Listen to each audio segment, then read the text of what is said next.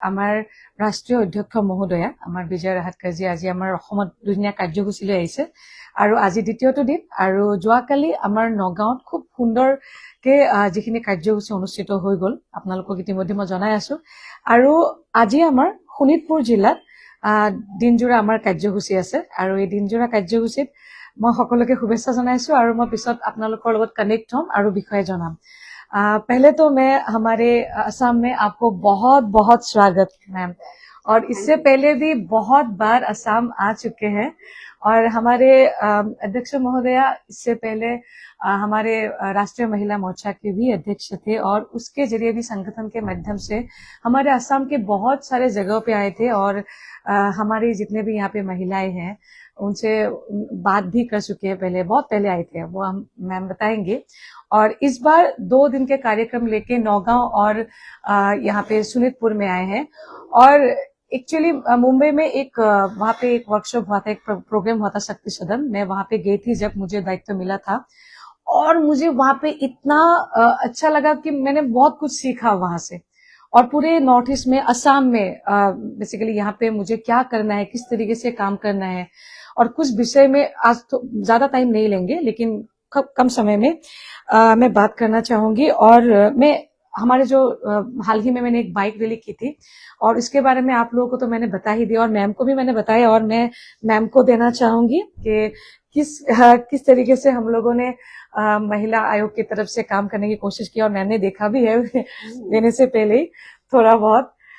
तो मैम आप बहुत पहले भी यहाँ पे आए थे और आपने जो कल का ये प्रोग्राम किया मुझे बहुत अच्छा लगा, मुझे नए कुछ सीखने को मिला और किस तरीके से काम करना है हम लोगों को।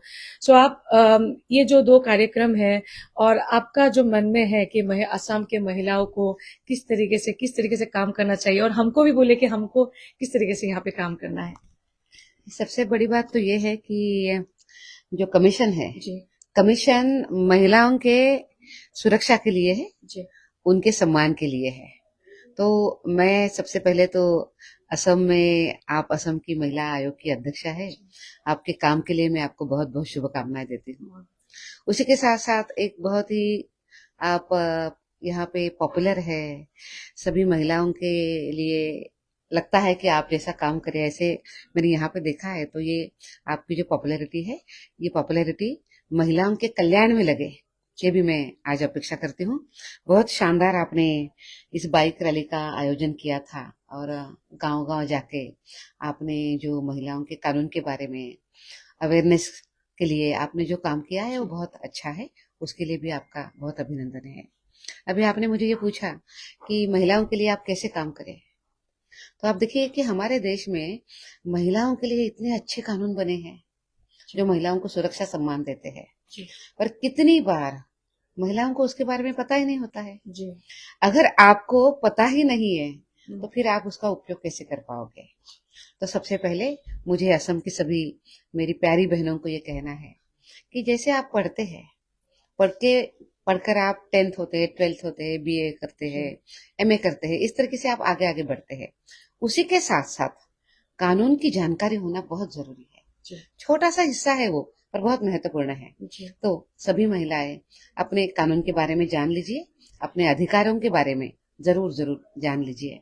मुझे आपको भी आग्रह करना है कि इसके लिए आप अवेयरनेस प्रोग्राम करिए, स्कूल गोइंग लड़कियों के लिए, कॉलेज गोइंग जो बच्चियां हैं उनके लिए, महिलाओं के लिए ये आप अवेयरनेस प्रोग्राम जरूर करिए जिसके माध्यम से महिलाएं एम्पावर्ड हो सकती है।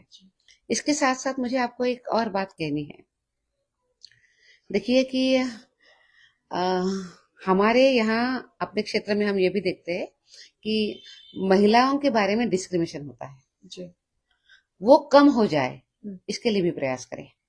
राष्ट्रीय महिला आयोग ने अभी एक बहुत अच्छा कार्यक्रम कल भी किया है, आज भी हम असम में यहाँ पे तेजपुर में करेंगे। उसका नाम है she is a change maker. She is a change maker ये जो हमारा कार्यक्रम है ये चुनी हुई जो 3 टायर सिस्टम की जनप्रतिनिधि है, महिला जनप्रतिनिधि, उनके लिए हम करते हैं।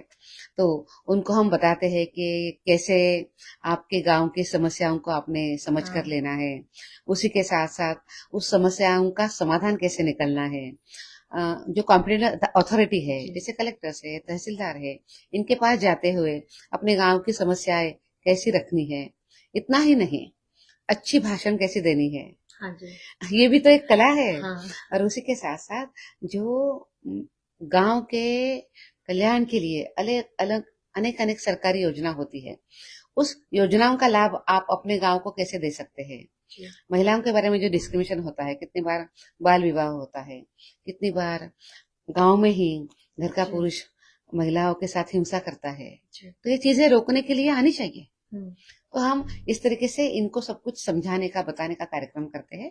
She is a change maker. जो महिलाएं अपने गांव की जननायिकाएं हैं, जी, वो अपने गांव का चेहरा बदल सकती है।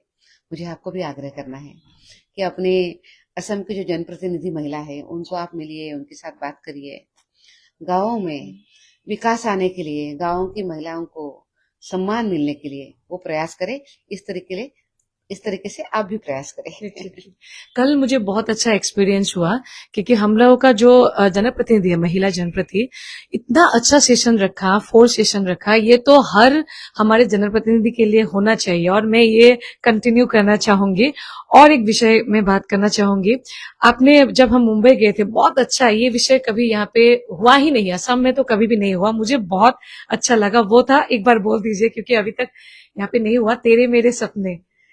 ये इतना पावरफुल है, मतलब हम हो जाने के बाद के बारे में बात बोलते हैं लेकिन उससे पहले कभी डिस्कशन नहीं करते हैं। वो बहुत अच्छा कॉन्सेप्ट है आपका, तो इसके बारे में आप एक बार बोल दीजिए। राष्ट्रीय महिला आयोग ने एक बहुत अच्छी पहल करी है, जिसका नाम है तेरे मेरे सपने। तेरे मेरे सपने ये प्री मैरिटल कम्युनिकेशन सेंटर है।